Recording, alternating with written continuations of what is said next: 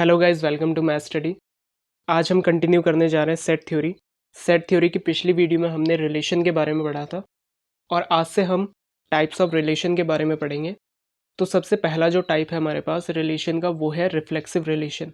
तो यहाँ पे इसकी डेफिनेशन दी हुई है, a relation R on a set A is said to be reflexive if ordered pair small A comma A belongs to R for all small A belongs to set ए।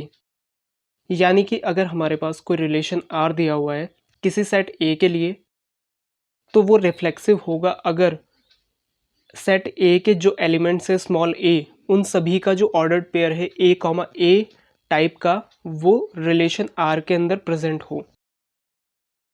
और एक और बात जो रिफ्लेक्सिव रिलेशन के लिए important है वो ये है कि रिफ्लेक्सिव रिलेशन सिर्फ एक सेट के लिए ही बनता है। यानी कि रिफ्लेक्सिव रिलेशन जो है वो सिर्फ एक ही सेट के लिए होगा, कभी भी इसमें दो सेट नहीं होते हैं। यानी अगर हमारे पास रिफ्लेक्सिव रिलेशन आर है तो वो सिर्फ सेट ए के लिए है, वो ए और बी दो सेट के लिए नहीं होता। अब चलिए इसे एक एग्जांपल के थ्रू समझते हैं। फॉर एग्जांपल हमारे पास एक सेट दिया हुआ है ए, जिसके अंदर एलिमेंट्स हैं 1 2 3। तो यहाँ पे हमें जो है कुछ रिलेशंस दिए हुए हैं। अब हमें ये देखना है कि क्या ये रिलेशन रिफ्लेक्सिव रिलेशन है या नहीं है। तो चलिए सबसे पहले जो है यहाँ पे ए क्रॉस ए निकाल लेते हैं। तो ए क्रॉस ए हमारे पास हो जाएगा 1,1, 1,2, 1,3, 2,1, 2,2, 2,3, 3,1, 3,2 और 3,3। ये जो है हमारे पास ए क्रॉस ए बन जाएगा। अब यहाँ पे जो है हमारे पास सबसे पहला जो रिलेशन दिया हुआ है R1, वो है इक्वल टू 5। अब रिफ्लेक्सिव रिलेशन होने के लिए हमारे पास जो सबसे पहली चीज़ है वो ये है कि हमारे पास तीन एलिमेंट्स यानी तीन पेयर जो है हमारे पास होने चाहिए। तो क्योंकि ए में जो है वो तीन एलिमेंट्स है 1 2 3, और हमें रिफ्लेक्सिव रिलेशन की डेफिनेशन में बोला है कि हमारे पास ए कॉमा ए वाले जो ऑर्डर्ड पेयर हैं वो आर के अंदर प्रेजेंट होने चाहिए। यानी कि हमारे पास जो है 1,1, 2,2 और 3,3 जो है इसमें प्रेजेंट होने चाहिए। तो सबसे पहले जो हमारे पास R1 है इक्वल टू 5, इसके अंदर कोई भी एलिमेंट नहीं होता है क्योंकि 5 जो होता है वो एम्प्टी सेट होता है। तो इसलिए जो है इसके अंदर कोई भी एलिमेंट नहीं है, तो इसीलिए ये जो है हमारे पास रिफ्लेक्सिव रिलेशन नहीं है। अब सेकंड रिलेशन है हमारे पास R2, जिसके अंदर एलिमेंट्स है 1,2 और 1,3। तो यहाँ पे जो है हम देख सकते हैं कि इसके अंदर भी ये तीनों ऑर्डर्ड पेयर नहीं है। तो इसका मतलब है ये भी जो है हमारे पास एक रिफ्लेक्सिव रिलेशन नहीं है। नेक्स्ट रिलेशन है हमारे पास R3, जिसके अंदर एलिमेंट्स हैं 1,1 और 2,2। तो यहाँ पे जो हमारे पास 1,1 है, 2,2 है, लेकिन यहाँ पे 3,3 नहीं है। और हमें रिफ्लेक्सिव रिलेशन की डेफिनेशन में बोला है कि हर एक एलिमेंट के लिए ए कॉमा ए प्रेजेंट होना चाहिए, यानी ये तीनों प्रेजेंट होने ही चाहिए। लेकिन इसके अंदर 3,3 नहीं है, तो इसलिए ये रिफ्लेक्सिव रिलेशन नहीं है। नेक्स्ट रिलेशन है हमारे पास R4, जिसके अंदर एलिमेंट्स हैं 1,1, 2,2 और 3,3। तो इसके अंदर 1,1 है, 2,2 है, 3,3 भी है, तो इसका मतलब ये रिफ्लेक्सिव रिलेशन है। अब नेक्स्ट रिलेशन है हमारे पास R5, जिसके अंदर हमारे पास 1,1 प्रेजेंट है, 2,2 प्रेजेंट है और 3,3 भी प्रेजेंट है। लेकिन इसके अलावा जो है हमारे पास यहाँ पे 3,1 भी प्रेजेंट है। तो क्या ये रिफ्लेक्सिव रिलेशन होगा? तो जी हाँ, ये रिफ्लेक्सिव रिलेशन होगा, क्योंकि डेफिनेशन के अकॉर्डिंग हमारे पास ए कॉमा ए टाइप के जितने भी ऑर्डर्ड पेयर होते हैं वो रिलेशन के अंदर होने चाहिए। इसके अलावा कोई और ऑर्डर्ड पेयर उसके अंदर है या नहीं है, इस बात से कोई फ़र्क नहीं पड़ता, वो फिर भी रिफ्लेक्सिव रिलेशन रहेगा। तो यानी कि ये R5 जो है हमारे पास एक रिफ्लेक्सिव रिलेशन है, क्योंकि इसके अंदर ये तीनों एलिमेंट्स हैं। नेक्स्ट रिलेशन है हमारे पास R6, जो इक्वल टू है ए क्रॉस ए के। तो क्या ये रिफ्लेक्सिव रिलेशन है? तो ए क्रॉस ए के अंदर 1,1 भी है, 2,2 भी है और 3,3 भी है। तो ये जो है हमारे पास एक रिफ्लेक्सिव रिलेशन बन जाएगा। अब यहाँ पे जो है हमारे पास जो R4 है, ये हमारे पास स्मॉलेस्ट रिफ्लेक्सिव रिलेशन होता है,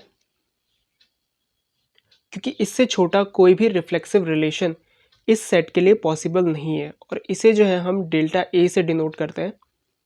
और इसके अलावा जो है हमारे पास जो R6 है, ए क्रॉस ए, ये जो है हमारे पास लार्जेस्ट रिफ्लेक्सिव रिलेशन होता है, क्योंकि इससे बड़ा कोई भी रिफ्लेक्सिव रिलेशन इस सेट के लिए पॉसिबल नहीं है। तो यहाँ पे R4 जो है हमारे पास एक स्मॉलेस्ट रिफ्लेक्सिव रिलेशन बन जाएगा, और जो ए क्रॉस ए है वो हमारे पास लार्जेस्ट रिफ्लेक्सिव रिलेशन बन जाएगा। नेक्स्ट टॉपिक है हमारे पास total number of reflexive relation, यानी किसी भी सेट के लिए कितने रिफ्लेक्सिव रिलेशन हम बना सकते हैं। Let cardinality of A is equals to n, then cardinality of A cross A is equals to n square. तो ये जो हमारे पास इस तरीके से होगा कि हमने पिछले वीडियो में पढ़ा था ए क्रॉस बी की जो कार्डिनैलिटी होती है वो n m होती है, जहाँ पे n जो है वो a की कार्डिनैलिटी और m b की कार्डिनैलिटी है। तो इसी तरीके से क्योंकि यहाँ पे तो ए क्रॉस ए है, तो यहाँ पे जो है वो जो इसकी कार्डिनैलिटी होगी वो n स्क्वायर होगी। तो इस तरीके से जो है हम ए क्रॉस ए की कार्डिनैलिटी देख रहे हैं। Then number of reflexive relations is equals to 2 raise to the power n square minus n। अब चलिए इसे एग्जाम्पल के थ्रू समझते हैं। Let a is equals to 1,2, तो a क्रॉस a हमारे पास हो जाएगा 1,1, 1,2, 2,1 और 2,2। तो यहाँ पे हम देख सकते हैं कार्डिनैलिटी ऑफ a जो है हमारे पास 2 है, और cardinality of a cross a जो है हमारे पास 4 हो जाएगी, यानी 2 स्क्वायर हो जाएगी। जिस तरीके से हमारे पास यहाँ पे n स्क्वायर है, तो 2 स्क्वायर जो हमारे पास 4 हो जाएगा। तो अब हम यहाँ पे देखते हैं कि जो total number of reflexive relations हैं इस सेट A के लिए वो कितने आएंगे। तो ये हो जाएगा हमारे पास total number of reflexive relations is equals to 2 raise to the power n square minus n है, तो यहाँ पे होगा हमारे पास 2 raise to the power 4 minus 2, ये इक्वल टू हो जाएगा 2 स्क्वायर और इक्वल्स टू 4। तो यानी कि इस सेट A के लिए जो है हमारे पास 4 रिफ्लेक्सिव रिलेशन बन जाएंगे। तो चलिए अब देखते हैं कि एक्चुअल में हम इसके लिए कितने रिफ्लेक्सिव रिलेशन बना सकते हैं। तो सबसे पहला जो रिलेशन हम बना सकते हैं इसके लिए, जो स्मॉलेस्ट रिफ्लेक्सिव रिलेशन है वो होगा हमारे पास R1, जिसके अंदर एलिमेंट्स होंगे 1,1 और 2,2। और इसके अलावा जो सेकंड रिलेशन है वो हमारे पास हो जाएगा A क्रॉस A, जो कि हमारे पास है लार्जेस्ट रिफ्लेक्सिव रिलेशन। अब थर्ड जो हमारे पास रिफ्लेक्सिव रिलेशन है उसमें हम क्या कर रहे हैं, 1,1 और 2,2 के साथ में हम 1,2 को भी रख रहे हैं। और जो फोर्थ रिफ्लेक्सिव रिलेशन होगा R4, उसके अंदर हम 1,1 और 2,2 के साथ में इस बार 2,1 को रख रहे हैं 1,2 की बजाय। अगर हम यहाँ पे जो है 1,1 और 2,2 के साथ में अगर इन दोनों एलिमेंट्स को भी ले लें तो वो A क्रॉस A बन जाएगा, जो ऑलरेडी एक रिलेशन हमने ले लिया है। तो यानी कि हमारे पास जो है यही 4 पॉसिबल रिलेशंस हैं जो बन सकते हैं इस सेट A के लिए, और फॉर्मूले के अकॉर्डिंग भी हमारे पास जो है नंबर ऑफ रिफ्लेक्सिव रिलेशन 4 ही आया था। इसका मतलब है जो हमारे पास फॉर्मूला है वो वेरीफाई हो जाता है। तो आज की वीडियो के लिए इतना ही। आई होप सो ये वीडियो आपके लिए हेल्पफुल रही होगी। अगर हेल्पफुल रही है तो लाइक करें, शेयर करें और सब्सक्राइब करें चैनल को ऐसी और वीडियोस देखने के लिए।